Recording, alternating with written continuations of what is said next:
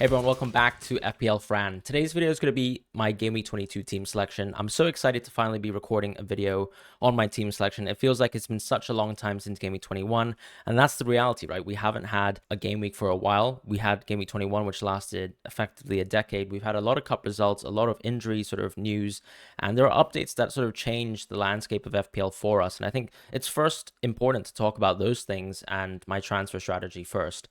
I think the first thing to think about is the premium, or let's say the structure that you have going forwards. First of all, I would probably consider Trent within that, in terms of talk about premiums. I've owned Trent for all this time, so compared to other managers who, let's say, don't own Trent and actually own much more of the cheaper defenders within the game, I think I'm in a little bit of a different position because those sorts of managers could probably conceivably own a premium structure.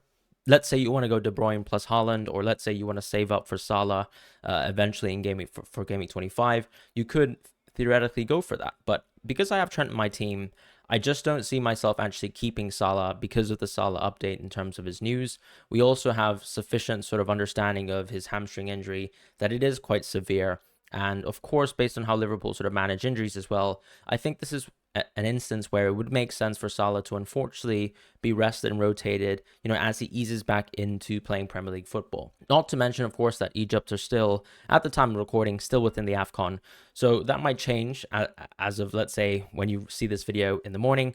But that is my assumption, right? That Salah, unfortunately, will not be a huge or significant part of our teams until maybe after Game Week 26. Because right now, we are expecting effectively 2 blank game weeks, right, for Game Week 26. Tottenham versus Chelsea, and also Liverpool versus Luton. The reason why I say this is because, first of all, when you see the cup results so far, it's practically impossible for the game week to happen in Game Week 26. For those fixtures, I think Ben Crellin has described a 2% chance for Chelsea versus Tottenham to happen and a 5% chance for Liverpool versus Luton to happen. So my assumption, obviously, is that if I make a transfer this week with the information that I have right now, that those blank game weeks will actually happen. Of course, we know that there's a chance that Liverpool will have a double game week, but that's not been confirmed. The only thing that we know so far is that Man City, on the other hand, have a double game week. When I think about my team, looking at, let's say, last week, my team actually sits in a position where I had 2 free transfers. And so with 2 free transfers, effectively, I've got a team that has Ariel and Dubravka. Nothing in particular, of course, when it comes to, let's say, Game Week 25, but I've always been talking about how when we want to sort of amass double game week players, goalkeepers and defenders make a lot of sense to actually own within our team. So those are the sort of players that I might be eyeing up in future transfers, but not necessarily for Game Week 22 as a transfer. In terms of my previous team last week, as I said, I've got Gabriel, Porro, Colwill, Trent, and Cash as my defenders. Clearly, I have issues with Colwill and Cash. The issues with Colwill is that because Chelsea are doing so well within their cup competitions, there's a very, very high chance that we are going to not have Colwill available to my team for a while. As far as Cash, his issue, of course, is that he just simply hasn't been playing enough football. And we know even if he gets to start games for Aston Villa, that ultimately he doesn't get to play sometimes for the full 90 minutes. So you're looking at a player who maybe fortunately can be subbed off at, let's say, 65, 70 minutes. But we also know that we've seen 45-minute substitutions for Cash, and we've seen him, of course, start off the bench. So not an ideal player to own. And I think still, when I think about, let's say, Colwill versus Cash, I think Cash is still more of a problem than me going forward. So, and ultimately, I think transfers will be made for both of those players. And since Cash is actually closer to a price fall, I think I'll be moving on Cash first. Those are my thoughts in terms of my defenders. In terms of the midfield, we have Saka, Palmer, Richarlison, Foden, and Salah. So I moved off of Son last week, and that was a transfer towards Foden. Foden's a very good pick. Richarlison, of course, is amazing. He looks very interesting because he could be a captaincy option. Palmer has actually one of the worst fixtures possible. He's got Liverpool away from home, and actually this is one of the weeks where I think, yes, of course, Palmer is an amazing FPL asset, but this is one of the weeks where it would actually make sense to bench him. And so I will be looking at opportunities to potentially bench Palmer for this week, and I'll be talking about that later when I talk about my team selection and my transfers.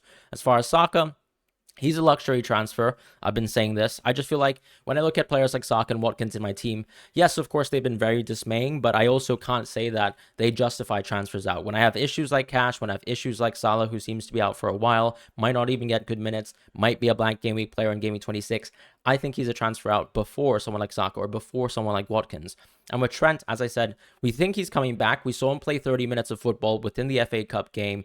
And it's nice to see Liverpool advance, but it also means, of course, that has knock-on impacts on, let's say, the availability of Liverpool players. So, for example, players like Jota, players like Salah, etc., these sorts of players might be encountering blank game weeks in the future, not only on 26, but also on 29. And so that could have knock-on impacts on whether you actually want to keep those Liverpool players or whether you want to create a wildcard strategy around them. If I was to talk about chip strategy now, looking at my forwards, I've got Watkins, Alvarez, and Darwin. So it's very clear that I'm still highly invested in Liverpool. We only have, let's say, 2 or 3 Liverpool players for this week, depending on whether I keep Salah or not. But ultimately, I probably have to make plans around, game week 29. And it might mean that I'm actually free hitting on game week 29, given that I actually own a lot of these Liverpool players. And if I'm free hitting on 29, it might make sense to actually keep these Liverpool players for the long term, because actually you're sort of avoiding all the blanks. And we know that double game weeks will come later on for Liverpool anyways, particularly if game week 29 is a blank for them. As far as Dubravka Arilla, nothing special as I mentioned. So that's sort of the landscape of my team coming from game week 21. I do have 2 free transfers now, which I think is the sort of the ace in the hole that I have within my team. Clearly, I have 1 million in the bank, but the issue is that, I can't, for example, immediately go towards Haaland. That takes 2 free transfers, or it might even take 3 transfers, just depending on what kind of moves I want to make. Because ultimately, when I look at this week, there's a small chance, in my opinion, that Trent might not be able to play versus Chelsea, depending on, let's say, how Jurgen Klopp feels about Conor Bradley's recent performances and whether Trent Alexander-Arnold, for example, will start in the midfield or even start in the right back position. That's the first thought in my mind. And then, of course, we have Gabriel as well, with his issue in terms of the sort of injury that he had suffered recently. But I think he will probably be back for the game, and we expect him to be back. The thing, of course, it is a Nottingham Forest away fixture, so it's not a particularly good fixture where I think I have to start Gabriel. Very similar to Palmer, I think he's someone that could very, very likely end up on my bench if I have transfers to make my team a little bit stronger. And I think this is one of those cases where I would like to do so. So in terms of actually my transfers for this week, I think one of the locked transfers I have absolutely is going to be Cash to Walker. In my opinion, Cash just simply isn't dependable. We're seeing too much rotation with Cash. And yes, of course, even though Colwell himself has some issues with, let's say, Chilwell, we haven't necessarily seen that. I think Colwell is as low in terms of the priority list compared to someone like Cash within this Aston Villa team. So on that basis, I think it makes sense to get rid of Cash first. And as I said, I think there's a bit of a transfer sort of and team value argument with Cash where he seems closer to a price fall. So it makes sense for me to move off of him and actually go into someone like Walker, who has a perfect fixture this week. So I'll be fielding Areola. I always like to prioritize the home fixture where I think the fixtures aren't particularly good. We know Dubravka versus Aston Villa away is a very tough fixture. And no matter how bad, let's say, West Ham's defense is, you're still looking at a home fixture for them, which I think is a good chance to get decent points for clean sheets. As far as the defense, I'll be playing all the home players once again. We'll be going with Porro, Walker, and Trent Alexander-Arnold, assuming that Trent starts, as I said. And I think it's a close call here between Trent and Gabriel. I still think that Trent will play and start, so I will take that chance to actually have Trent starting here. In terms of the midfield, what I've decided to do, because I think we don't have enough news about Haaland. I think ultimately my move around Salah really depends on what other premium I'm getting on top of, let's say, someone like Trent Alexander-Arnold, who I'll be keeping in my team for the foreseeable future. So because I'm doing so, what I actually want to do is sort of choose between KDB, Salah, and Haaland. As I said, Salah, I think, is someone who actually seems to be out for quite a while. And we also know that when he comes back, his minutes might be managed. We're already seeing that with players like De Bruyne and Haaland, that their minutes are being managed. Haaland, of course, hasn't even featured so far. So I think it doesn't make sense to necessarily go into Haaland this week, but I think it makes sense also to actually keep flexibility within my team to get Haaland in my team. Because if I was to pick between, let's say, De Bruyne and Haaland going forward, and particularly for double game week 25, I think I would still back Haaland over KDB if I was to choose one player to own between the two of them. So I like the idea of keeping options open for Haaland, and for that reason, Salah to Eze gives me that chance, right, to be flexible between the two picks. Richarlison in the future, in my opinion, is a player that could lose minutes, and I think Hwang is a player that I have penciled in that I could replace him with. But depending on, let's say, how Haaland, for example, recuperates, how he gets minutes going forwards, and also KDB himself, who is also, as you can see, being rested from game to game for Man City, it feels like maybe he's going to be managed on, let's say, a 1 out of 2 game basis, right? So because of that, I still think it makes sense to temper expectations on De Bruyne and leave room for Haaland. So therefore, I'll be going Salah to Eze, as I said. In terms of the midfield, Foden, Richarlison, and Saka will play for me. I will be benching Palmer.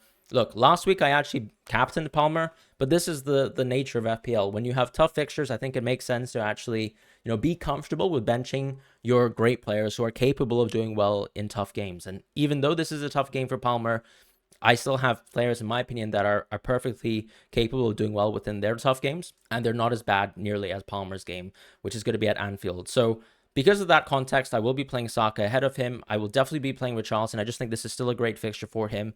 Madison still hasn't seen serious minutes so far, and I still think that Richarlison is going to be the center forward for the team. I can't really see Werner taking too many minutes away from him, and Foden as well, someone I think, even though we could see, for example, between, let's say, KDB, Bernardo, and let's say Foden, one of those players losing out in terms of minutes when Stones comes back into the team, I still think that Foden has really good access to minutes right now, based on the sort of squad construction right now for Man City. And for that reason, I still think great pick for Burnley, and potentially even a captaincy shout. We can see that those two sort of being options between, let's say, Foden and Richarlison, even Eze, of course, who is Sheffield United at home. And the reason why I'm bringing Eze ultimately is he doesn't blank in Game Week 26. He is someone who has a really good fixture versus Sheffield United at home, and it allows me to sort of attack this game week with really, really good transfers, with really, really good players from that point of view. As far as the forward line, I'll be playing Darwin, Watkins, and Alvarez. Yes, I said Watkins is another luxury transfer, so I'm not really planning a transfer over him, but it's very clear that as soon as Haaland comes back to the team, then Alvarez just becomes a worse pick. And so the way I see it is Alvarez has to be a transfer. Either he's going to be a transfer for Solanke in the future, or he's going to be a transfer towards Haaland. So it makes sense more for me to actually just go from Alvarez to Haaland and then pick up Solanke later on down the line when, let's say, there's a double game week being announced between Bournemouth versus Luton, and take that opportunity then. In the meantime, I'm still expecting that Liverpool could have a high chance of a double game week 25, so I'm keeping Darwin within my team. And he's also been just incredible recently with Salah being out, so I really like the fact that I've owned Darwin. I think it's a huge differential. It was a differential last week as well, and for that reason, I'm going to be keeping him in my team, and I'm very excited to play him. The bench is going to be very strong this week, and it's going to be quite stacked.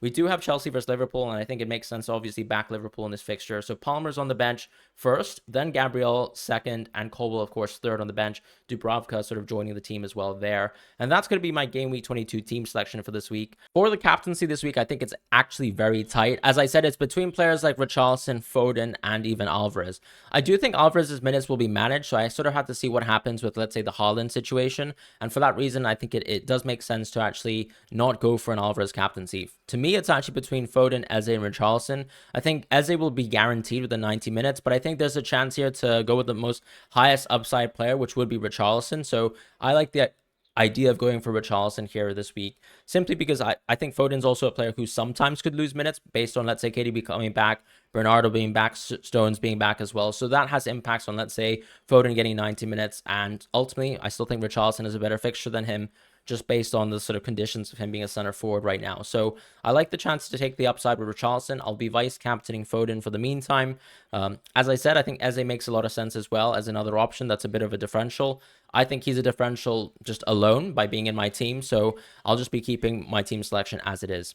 In terms of chip strategy and thinking ahead, I don't really think that I'm planning on anything like a free hit 25 or even a free hit 26. So for that reason, it makes more sense for me to actually make transfers that sort of strengthen my team around the sort of double game week territory. And of course, when I look at my team, I've got players like Colwell, players like Palmer who are slight issues, and even some of the Liverpool players. But by taking Salah out for Eze, I suppose I will be backing triple City instead for Game Week 25 as opposed to triple Liverpool. We'll see, of course, what happens in terms of transfers that I can make sort of heading towards that point of view. But I also think I could very well be ending up with a triple captaincy on Haaland, particularly because even though the fixtures are so good for Liverpool, I can't see Salah getting, for example, 90 minutes back-to-back by the time Game Week 25 comes around. If that seems to happen or seems to come close, we'll have to change our transfer plans, and we have 3 transfers effectively going towards that game week to make that decision. But right now, I think keeping my options open and being flexible towards, let's say, either Salah or Haaland, because ultimately, if I, let's say, save a lot of money in the bank this week, I will still have the option to go towards Salah in the future. So I think keeping my options open for a triple captaincy on 25 for either Haaland or Salah makes a lot of sense, or even De Bruyne. And then saving a free hit for example, Game Week 29 or one of these sort of double game weeks that we're expecting to have on the sort of 30 plus territory would also make sense for me. So that's the sort of rough chip strategy that I have in mind. I think my team is very strong for this week, but as I said, I have 2 free transfers. I have the chance to attack, and unfortunately there's no way to really attack by going for a premium. So it makes sense for me to actually create a very, very strong squad and leave room for a premium to come in. So whenever I need to make a midfield transfer or make a forward transfer, I can simply just make that move towards KDB, towards Haaland, towards Salah whenever I want. And that's the whole idea behind my Game Week 22 team selection for this week. Thank you guys so much for watching, and I'll see you guys in the next video. Take care and goodbye.